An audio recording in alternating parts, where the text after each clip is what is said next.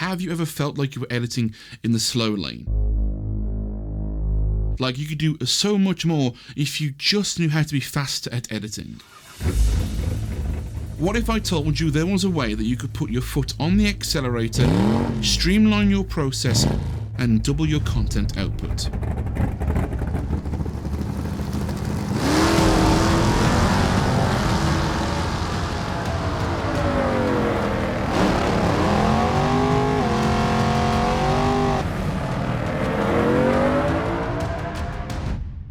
As a creator, it can often feel like there's not enough time in the day, and editing videos is often the longest part of the process. So what can we do to speed it up? In this video, I'm going to give you my top 10 tips that I use to streamline my editing process so I can edit more videos in less time. And the first big tip that I can give you in this process, and it might seem kind of obvious when I say it out loud, but that is plan the edit. Plan out your video way before you start editing. Start focusing on how you want your video to look, sound, and feel before you even touch the editing process. And the main benefit of doing that is so you have a clearer idea of what your story is going to be before you even go near it. Now, this usually starts at the beginning of the production process when you're coming up with the video idea, the kind of things you're going to say when you film the video, and the kinds of shots you want to appear when you say those things. And what I like to do as a bit of a tip for you is I actually go through my script and leave comments, and I highlight different sections of the script for things where I want special effects or particular editing to appear. For example, purple highlighting means it's some kind of graphic that I want to have on screen,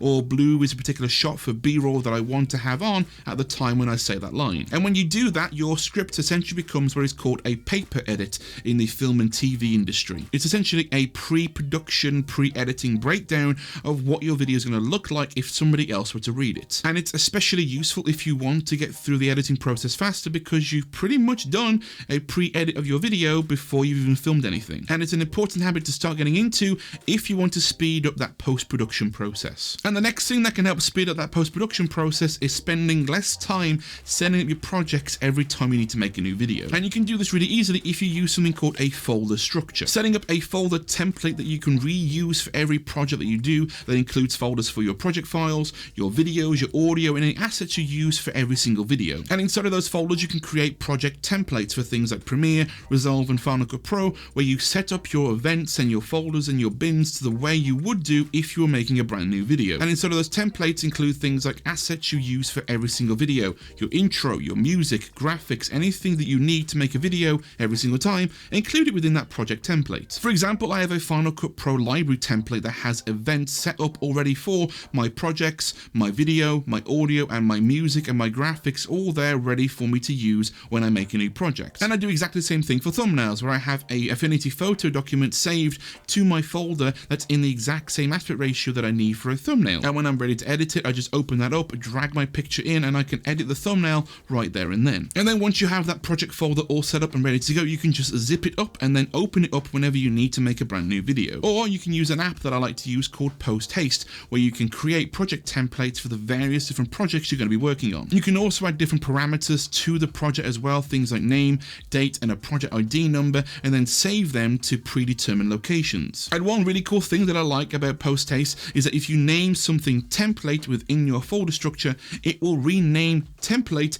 to the name of your project file. So things like your Premiere project, your Photoshop projects, your Resolve, your Affinity Photo, your Final Cut Pro templates, all of those things can be renamed based on the word template and what you predefine. It's a really cool app. I highly recommend it. I've left a link to it down below in the description. I use it all the time. Now you've moved on to your editing software and you're starting to work on your video, but the footage feels a bit slow and sluggish and isn't playing back as fast as you would like. One thing I can recommend doing to speed up that process is by creating proxy files of your footage. And for those that don't know what they are, proxies are essentially smaller versions of the same file optimized for video editing, usually in a lower resolution. For example, you can create 1080p versions of your original 4K media to use while you're editing. And the main reason why I recommend making proxies is because editing these smaller, lightweight versions of the same file is much easier for your editing software to handle. Most cameras nowadays shoot in codecs that aren't the greatest for editing because they're super compressed. Great for capturing the footage, but for editing,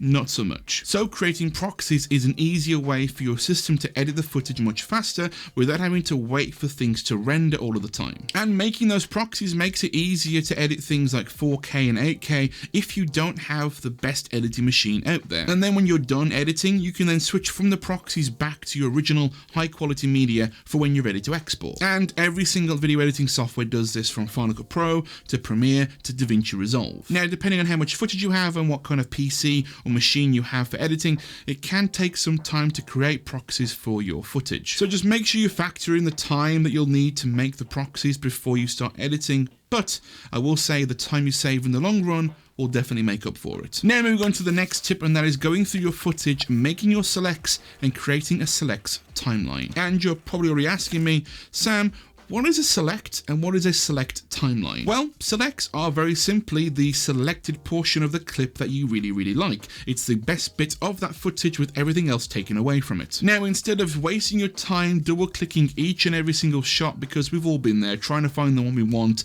we have to go through the entire list. So when you start editing, make a brand new sequence or project and create what's called a selects timeline. Then when you go through all of your footage, mark your in and out and then drag the clips that you like into this timeline. And that timeline is just for your selects. It is just the favorite parts of the clips that you really like. And then when you're ready to start working on the main video, you can create a brand new sequence, stack that timeline on top of the selects timeline, and then drag the clips from that into the main video. And a lot of pro editors do this because it's much faster to skim through all of your B-roll and all the shots that you want to use in your video than double clicking every single time to check which one is which. Now in Final Cut Pro, it is actually a lot easier to do this because you don't need to make a timeline to figure out what you want for your selects. All you need to do is go through your clips inside of the browser, drag a new range, and if you want to delete a section of that clip, you press the delete key. What this will do is it will mark it as rejected, and you can see the little red bar at the top of the clip that means this part of the video is unwanted. Then if you want to go through and mark a select of a clip, you drag a range out, then press the F key to mark it as a favorite. And then if you want to see just your favorites and just your selects, click on the drop down menu and then select favorites. And now you can see just the selected portions of those clips that you really like. And then if you want to watch all of them back to back, you can then click on the film icon and select continuous playback. And then when you do that, it will play through each clip one after the other like it would if you made a timeline. It's very powerful and very intuitive, and I use this feature all the time. But say for example, you do want a timeline. Maybe you want to start editing on a couple of the selects straight away.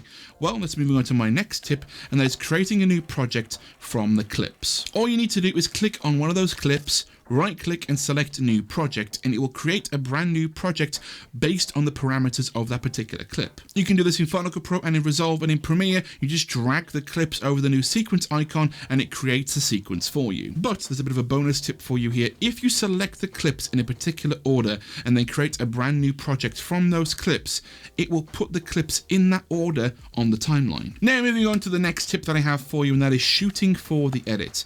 And what do I mean by that? Shooting for the edit is an industry term that essentially means that you only film what you need to tell the story in the edit. And it harkens back from the day of film and celluloid, where filming things was pretty expensive. You had a certain amount of film that you could use on a film set, and you couldn't go wasting it willy-nilly on shots that you wouldn't use in the final product. Now I know that most modern cameras you can record for however long you want. You don't have the limitations we had back in the day. I'm not that old, but you know what I mean. You can record for hours if you wanted to, but it doesn't mean that you should. This is where that planning and organization comes into play that you did earlier, because you have an idea of the kinds of shots you want to get to tell your story. Getting the shots that you know you need for the edits to make it work will save you time and, in the long run, hard drive space. And what I like to do as well as kind of like a second pass from the planning stage is I go through the edited video and I leave notes and markers on the timeline for different shots that I might want to pick up. Things like extra B-roll or additional screen recordings or anything that I can use that can tell the story in a much clearer way to make it easier for you guys to understand. Once I've done that, I then think about what else could I add to the video that might make it look even better. But I do that after I've done the main core work that I know that I need, the shots that I know that I need to get. I focus on the pretty stuff afterwards. Now, before I move on to my next tip, I do want to say, if you are enjoying this video and you're finding the information helpful, then be sure to hit the like button. It helps me, it gets the video seen by more people, and I greatly appreciate it, so thank you. Now, moving on to my next tip, and that is plugins and templates. Now, I have mentioned plugins and templates before, but because they are a massive part of my workflow, they are a huge time saver, and I use a combination of plugins and templates to help make my editing faster. Things like social media callouts, text and title animation, zoom-ins, punch-ins, and all sorts of stuff you see that I use in all of my videos. They are an incredible resource to have, and they speed up the editing process tremendously. Now, I use a ton of plugins in my videos, and if you're looking to find some for Final Pro and DaVinci Resolve, I can highly recommend checking out the sponsor of today's video, motionVFX. They have a ton of different options on their website, including things like motion track titles, animated logo openers, as well as dynamic transitions to take the production value on your videos to the next level. And I do have a couple of personal favorites and ones that I use all the time in my videos, starting with the MTuber series. Now, this is the perfect pack for YouTubers if you're looking to add a bit more polish to your videos. It includes a huge collection of custom titles, sweet transitions, tools, and social media callouts to make your YouTube content more engaging. Now, they have so many awesome plugins and templates on their website that it is impossible for me to mention them all in this video, so go ahead and check them out using the link down below in the description. Have a look around and find some plugins that work for you. Now, on the subject of plugins and templates, one thing that's helped me optimize my video editing workflow is making presets for the different things that I do every day. For example, I have a preset that has my color correction and grade that I use in all of my videos. And I also have the same thing for my audio, where I have a pre-made compressor and an EQ that I apply to my voice. And then all I need to do is drag these onto the clips in my timeline, and now I'm ready to start editing. And in Final Cut Pro, you can set these to be your default video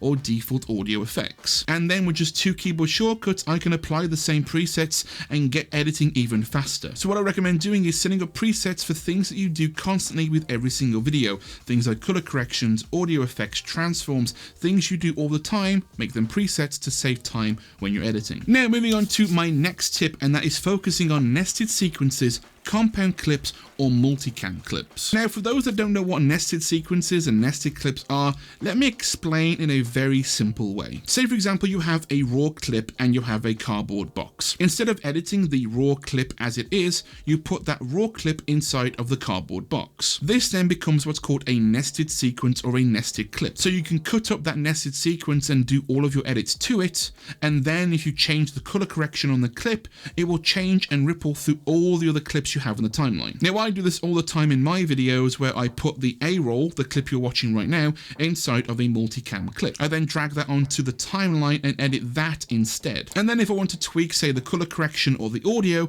I don't need to tweak every single clip. I just go into the multicam and then tweak the overall master clip inside of the multicam clip. This then ripples through the timeline, and it makes the editing process so much faster. I also do this inside of multicam clips because it allows me to add a second angle if I want to. Say, for example, I want a tighter angle on this shot. I make a copy of the same angle, scale in, and then I can use the 1 and 2 keys on the keyboard to switch between the wide shot and then the closer shot, like that. It is such a quick and easy way to make huge changes to your timeline in just a few steps, and I do it all the time. Now, the biggest thing that I can recommend doing is when you're editing is to focus on batching different parts of the process when you can. Most people, and I am including myself in this one from time to time, will take a single video clip and they will put it on the timeline, and they will go in and color correct that one clip, and they'll do some graphics and some effects and so on and so forth. Don't do this, okay? I know it's tempting, but try to focus on each part of the process and then getting through each one at a time. And don't get me wrong, it's great to be eager and great to have an idea of the kinds of things you want to do, but just wait a bit, write it down somewhere, leave a note for yourself on the timeline of the things you want to do at that point in the video. Focus on getting the main edit done and getting your story in place, and then worry about the fancy stuff after. And carrying on with that, the more you do, the better you'll get. Not everyone is a pro editor when they first pick up the keyboard and they start doing stuff. It takes time to learn. Learn the craft and the tools, and you'll get better at making editing decisions and telling better stories. And if you need some help along the way, I have a playlist full of videos on editing tips, tricks, and advice. You can check all those out right here. And if you guys have any other tips you want to leave with the wider community, then leave them down below in the comments and help each other out. And until next time, take care.